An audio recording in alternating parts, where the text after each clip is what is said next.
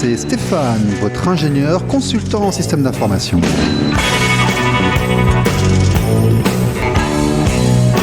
Bonjour, c'est RLP Business. Bonjour et bienvenue à tous sur RLP Business en direct sur 102.3, en direct de nos studios à Coulommiers-Chamiers dans le Périgord avec Stéphane, RLP Business, l'émission sur l'entreprise, le management dans le Périgord et ailleurs. Aujourd'hui, nous allons parler chocolatier avec le maître artisan local Hervé Robin qui est venu nous voir pour nous expliquer son métier, sa passion, le chocolat. Monsieur Robin, bonjour. Bonjour Stéphane. Vous allez bien ? Très bien, je vous remercie. Bon, merci beaucoup d'être venu. Écoutez, c'est parti. Après les actualités spéciales chocolat, c'est donc un RLP Business chocolaté. Aujourd'hui, ne bougez pas, c'est juste après ça.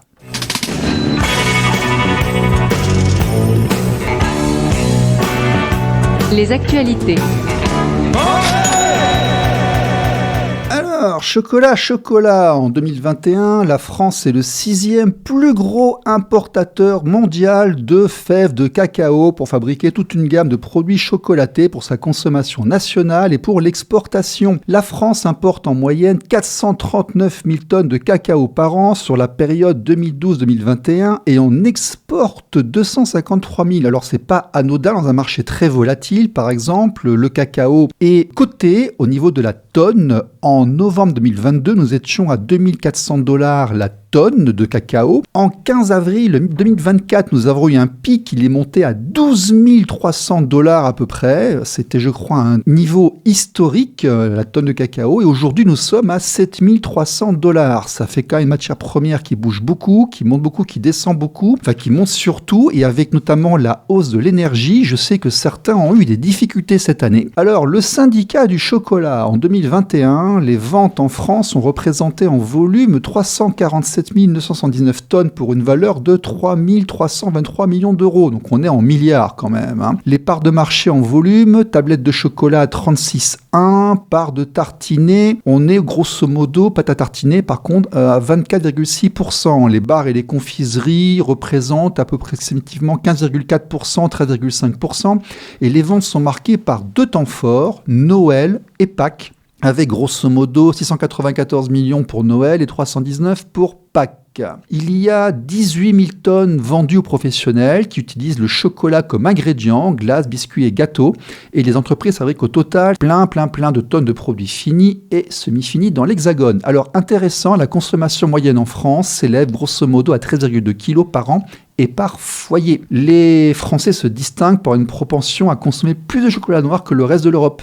On est même plus fort que la Suisse, on mange plus de chocolat que les Suisses. La profession de la chocolaterie représente 115 entreprises en France, donc 90% de PME. Nous en avons, plusieurs dans le Périgord. Elle emploie plus de 30 000 salariés au total, dont 15 850 en production industrielle, donc on va dire un peu moins de 15 000 aussi en PME-TPE. Et il y en a dans toutes les régions françaises. Il y a les grands groupes, bien évidemment, Barry Callebaut, Semoï, Ferrero, Lindt, Mondelez, Mars, Nestlé. Il y a une cinquantaine de PME, Apté, Castelin, Cluiset, le Chocolat des Français, Guyot, Marlieu, la Marquise de Sévigné, le Révillon, Valrhona, Voisin, Ouest. Des fabricants avec des magasins de proximité, GF de Bruges, Léonidas, Réauté Chocolat et de nombreux artisans. Monsieur Robin, on vous classe dans les fabricants magasins de proximité ou artisans ? Alors nous sommes artisans chocolatiers, bien sûr. Oui, d'accord. Est-ce que vous avez été touché, vous, par ces hausses de matières premières et de l'énergie ? Est-ce que le prix du chocolat a eu un impact sur votre activité ? Alors absolument. Nous avons été impactés,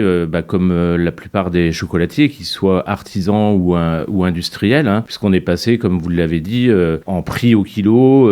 Les industriels achetaient leur cacao à $1,50 jusqu'à $3 le kilo, et ça a doublé en 2023. Et en fait, ce qui s'est passé, c'est que nous travaillons essentiellement avec des cacaos de spécialité. Le plus gros pays producteur au monde, c'est le Ghana et la Côte d'Ivoire. Nous n'utilisons pas ce cacao. Ça, c'est un cacao qui est réservé, qui est utilisé uniquement par les industriels. Donc les industriels ont dû, étant donné que la récolte avait été extrêmement mauvaise à cause du dérèglement climatique, ils se sont tournés vers des cacaos de spécialité. Au lieu d'acheter leur cacao à $6 le kilo, ils ont dû aller acheter des cacaos de spécialité, donc au Pérou, au Venezuela, à Madagascar, et ils sont prêts à payer le cacao jusqu'à 10 ou 12 euros du kilo, et ils achètent même le cacao non transformé, c'est-à-dire non séché et non fermenté. Frais, il n'a même pas eu le temps de sécher, il n'a même pas de vérifier, rien du tout. C'est à eux de le faire, d'accord. Exactement. Donc à partir de là, nous on est forcément impactés parce qu'il y a une véritable spéculation qui se produit, et c'est la loi de l'offre et de la demande, quoi. Bien sûr, bien sûr. Donc aujourd'hui, on ne sait pas comment les choses vont évoluer. On sait que nous, on a eu la chance de ne pas être immédiatement impactés parce qu'on avait acheté du cacao quand il était à des prix raisonnables. Donc on vit encore sur nos stocks d'avant augmentation. Mais là, dès l'instant où on va racheter du cacao, on va forcément le payer beaucoup plus cher. On va le payer 2-3 fois le prix qu'on l'avait payé il y a 6 mois. Et on va devoir répercuter cette hausse. Bien sûr. Sans ça, on n'existe plus, quoi. Alors, ce qui est intéressant dans ce que vous me dites là, c'est que la hausse du cacao, ce n'est pas de la spéculation, mais ce sont des phénomènes climatiques. Alors, c'est principalement climatique, mais il y a spéculation quand même. D'accord. Il y a des gens qui ont... Comme ce qu'on a vécu avec le café, par exemple, à une époque. Hein. Exactement. Oui. Il y a des gens qui ont, notamment les industriels, qui ont le pouvoir et qui vont acheter... là, il y a 3 mois de ça, on ne trouvait plus de beurre de cacao chez aucun fournisseur. Parce qu'ils le gardent, pour faire monter les prix, et puis après, ils le revendent. Exactement. Et ceux qui ont la puissance de feu, ceux qui ont suffisamment de trésorerie, achètent des grosses quantités de beurre de cacao.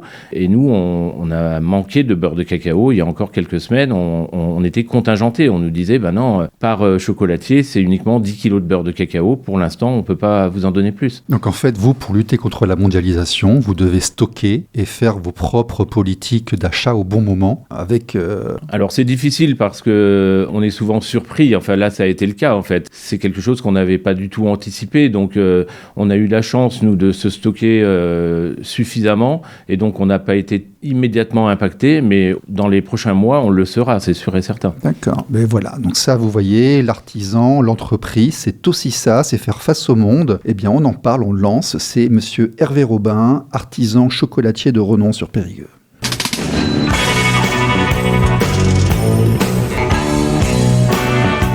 L'invité de la semaine.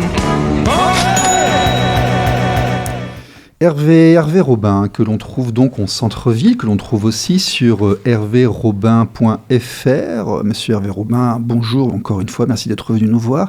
Alors, qui est Hervé Robin? Comment devient-on chocolatier?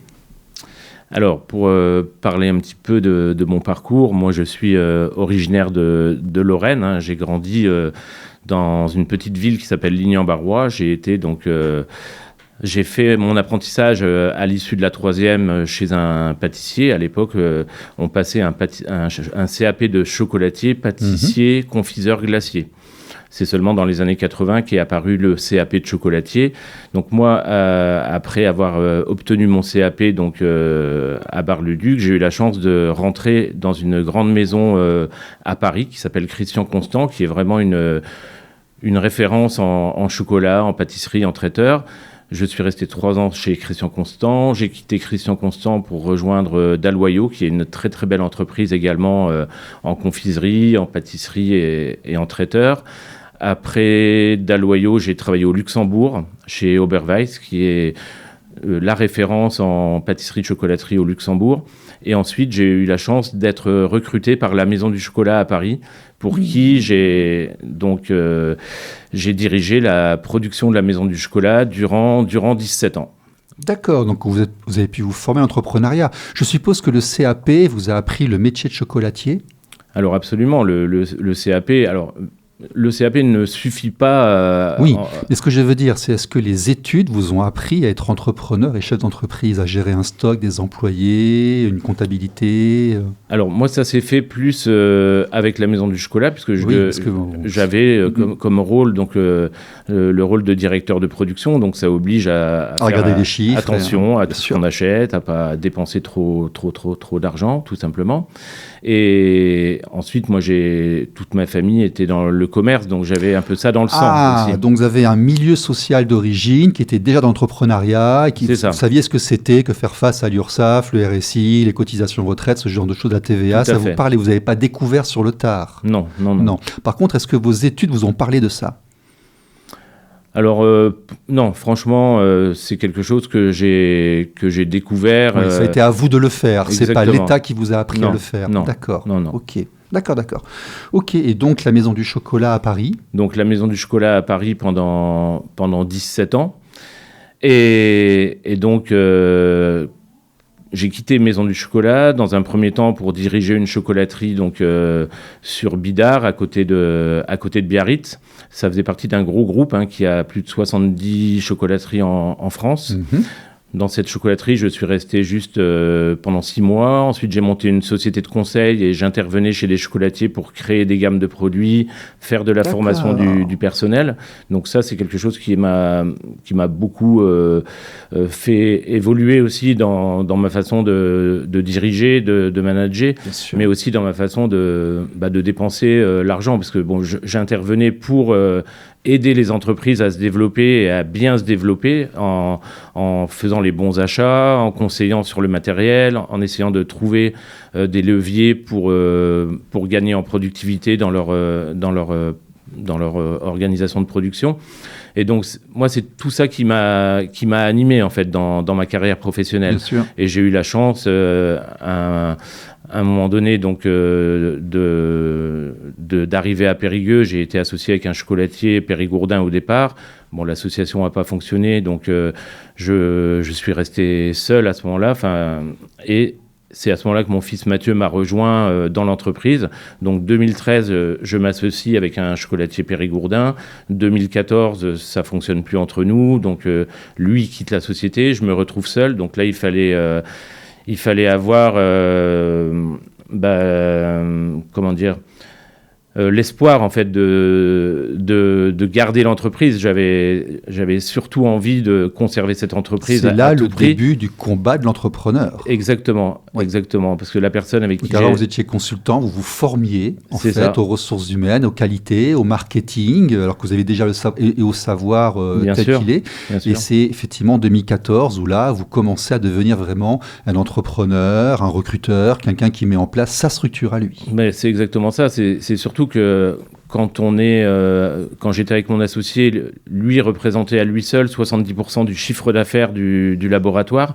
Donc du jour au lendemain, quand il a quitté l'entreprise, je me suis retrouvé face à une situation très compliquée à vivre déjà pour commencer, mais qui m'a obligé à aller chercher des clients. Donc j'ai dû activer tout mon réseau pour tirer la sonnette d'alarme et dire je cherche des clients pour faire de la revente. Et là, j'ai eu la chance de pouvoir servir une chocolaterie qui est une très, très, très grosse chocolaterie qui est dans le 15e rue de Passy à Paris et qui est venue...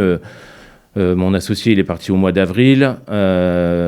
J'ai eu mai, juin, juillet, août pour activer mon réseau et rechercher des gens à qui je pourrais vendre mon chocolat. Des distributeurs. Des distributeurs, exactement. Ouais.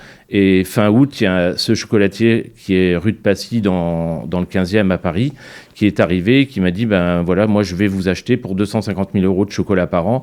Donc là, j'avais sauvé l'entreprise. Oui. J'avais sauvé l'entreprise, mais il fallait continuer. Après, il faut voir les conditions. Mais là, vous pouviez, avec un contrat comme ça, on peut se lancer, assurer des loyers, assurer certaines choses.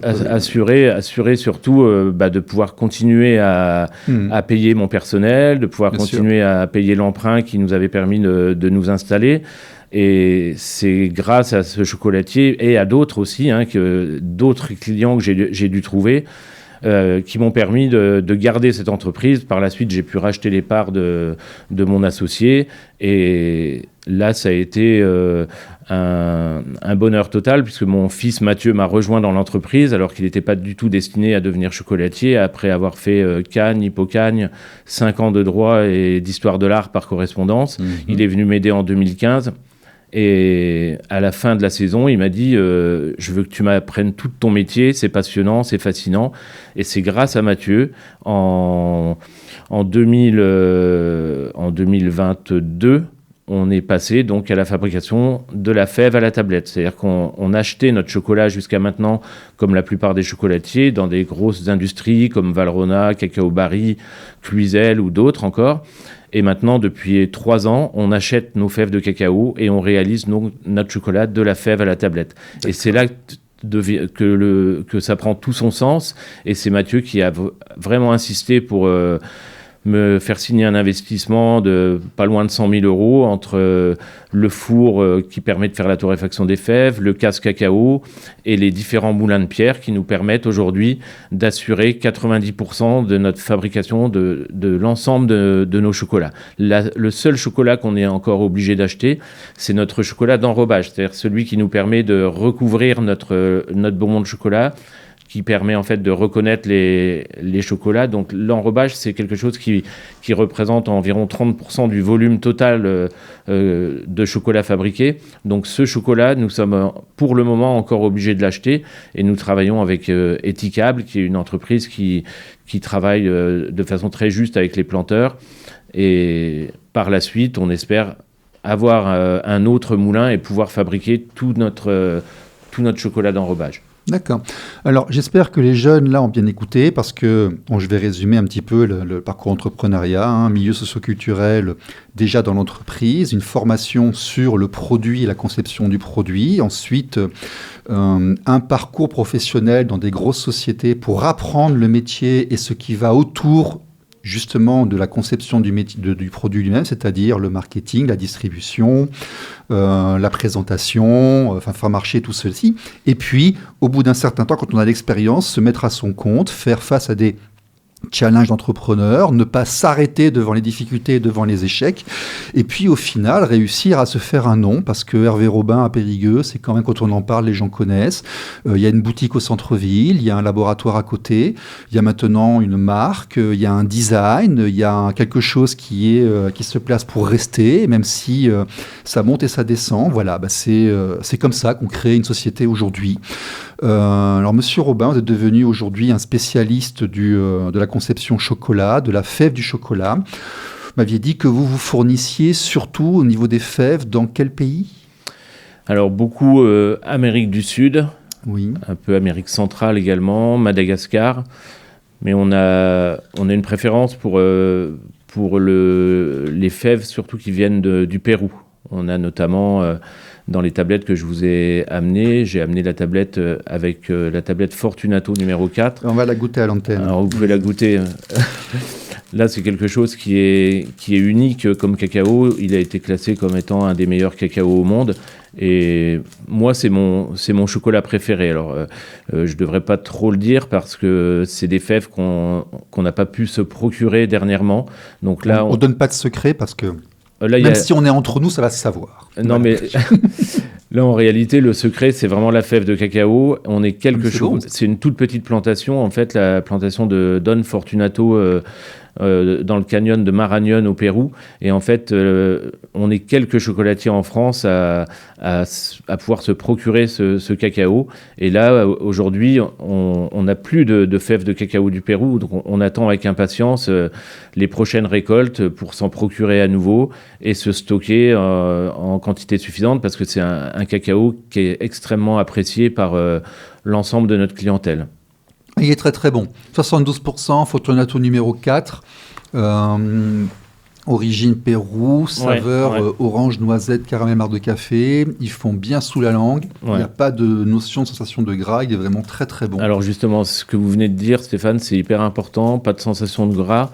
Et ça, c'est tout simplement dû à notre façon de travailler le cacao. Ce qu'il faut savoir pour que les gens comprennent bien, c'est que quand un industriel comme Valrhona ou Cluizel ou d'autres fabrique un cacao à 70%, il a le droit de rajouter entre 10 et 15% de beurre de cacao, sans le signaler. Alors, quand il vend un chocolat à 70%, évidemment, ça fait 70% de cacao, mais dans ces 70%, il a en réalité 55% de fèves et 15% de beurre de cacao rajouté. Et laissez-moi deviner, le beurre de cacao coûte moins cher. Exactement. D'accord. En fait, la différence, c'est vraiment fondamental chez nous sur notre façon de travailler. On fait partie d'un mouvement qu'on appelle le Bean to Bar. Le Bean to Bar, c'est un mouvement qui vient des États-Unis. Traduit littéralement de l'anglais, bean c'est la fève, bar c'est la tablette. Ah mais c'est super bon. Et en fait, mais ça vous allez avoir du mal à vous arrêter. Donc bean to bar, c'est un mouvement, je disais, qui vient des États-Unis, qui est apparu aux États-Unis il y a une vingtaine d'années, et en France une dizaine d'années plus tard. Donc c'est en France depuis les années 2010, et on est une soixantaine de chocolatiers bean to bar en France. Et on est les premiers en Dordogne. Il y a une personne qui a démarré derrière nous le Bean to Bar, c'est Pauline qui est à Saint-Jean-de-Colle ou Saint-Pierre-de-Colle ou Saint-Jean-de-Colle, je ne sais plus, qui commence aussi à fabriquer son chocolat à partir de la fève et sans rajout de beurre de cacao. Mais c'est là que tout prend du sens en fait, d'avoir les fèves quand on annonce 70% de cacao. Là, en l'occurrence, le Fortunato à 72%, c'est 72% de fèves et le reste, c'est du sucre et du sucre de canne. Il n'y a pas d'ajout de beurre de cacao, mais ça se pas sent de conservateur. Et c'est ce qui fait vraiment la différence avec les autres chocolatiers. Alors c'est ça aussi la marque de l'artisan, c'est ne pas privilégier la rentabilité, ne pas faire que de l'économique, mais essayer de faire du bon et du beau, en fait. C'est aussi ça l'artisan. Alors, c'est ce qui nous caractérise, mais complètement, quoi. Moi, je suis issu quand même de famille de commerçants où on a toujours fait attention à tout. Avec la Maison du Chocolat, on a toujours essayé de regarder et de... Fabriqué avec amour au cœur du Périgord blanc. Voilà, c'est ça. On a toujours essayé de faire attention. C'est Robert Lynx, donc le créateur de la Maison du Chocolat, qui nous a appris ça, de faire attention à tout ce qu'on dépensait. Et aujourd'hui, moi, je travaille de la même façon avec mon équipe à l'atelier, en leur disant attention, il faut être attentif aux dépenses, quoi. C'est hyper important.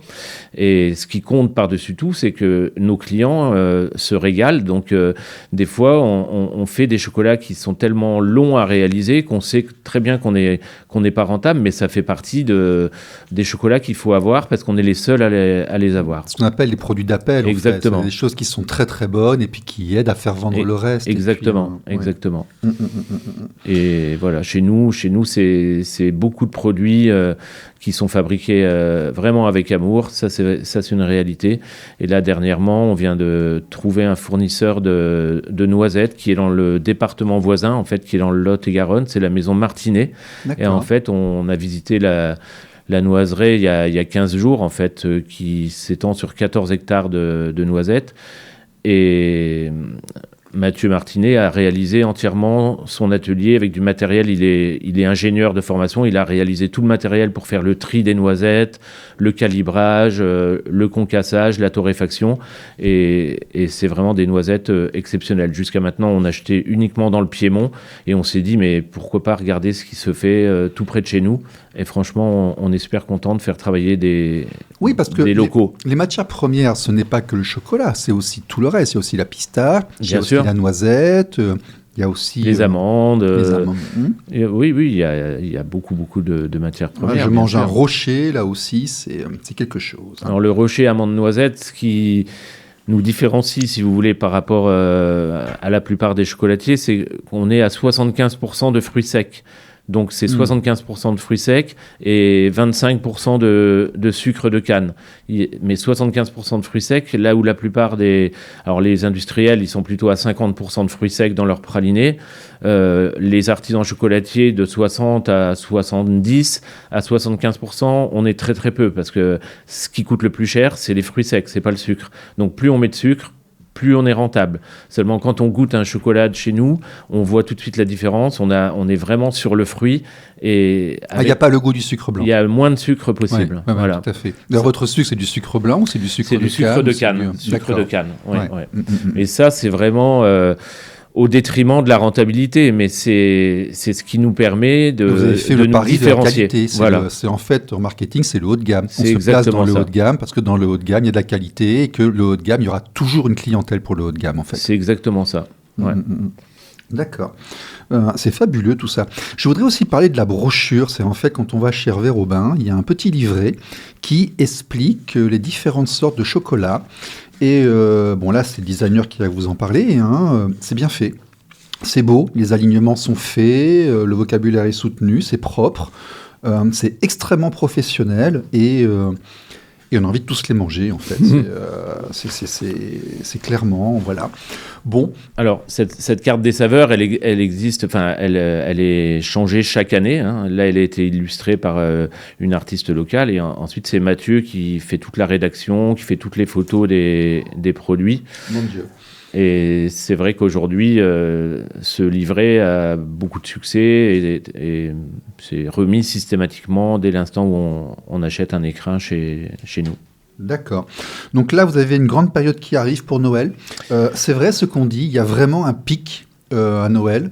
Alors, il y a forcément un pic à Noël, puisque on a vraiment, je dirais, 50% du chiffre d'affaires se fait à Noël. Donc, oui, il y a vraiment un pic. Et cette année, pour nous, c'est encore plus intense, puisque nous avons ouvert à Bergerac, en fait, notre troisième point de vente. D'accord. On a ouvert dans les halles de Bergerac.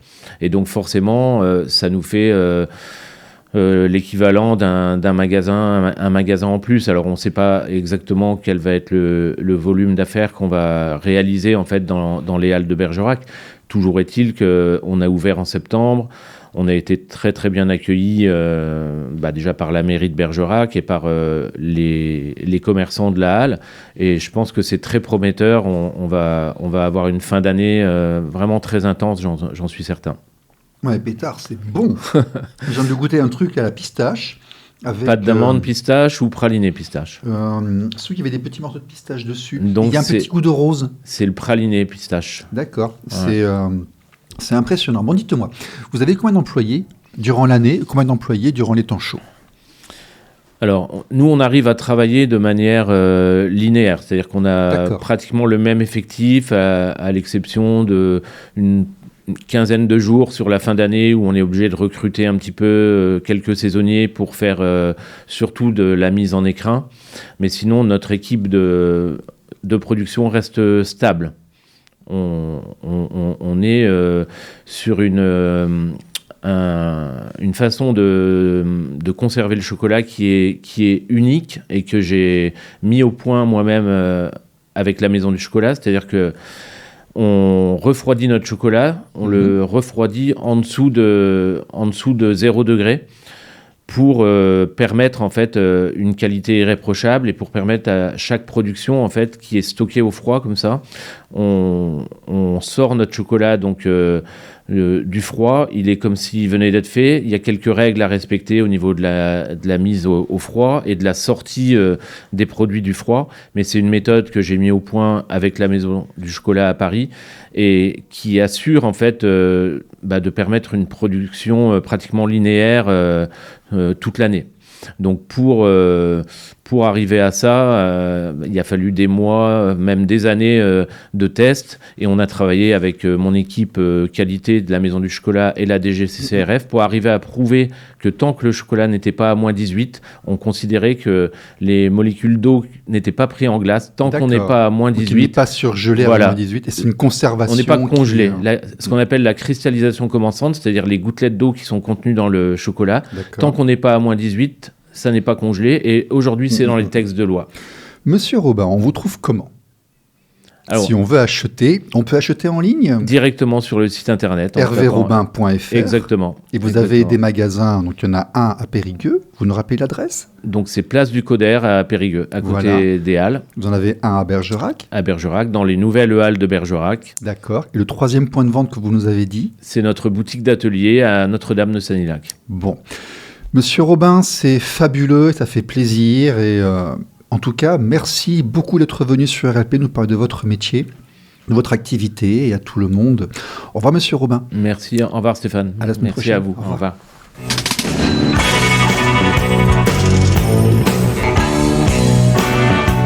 RLP Business. RLP. Radio libre en Périgord.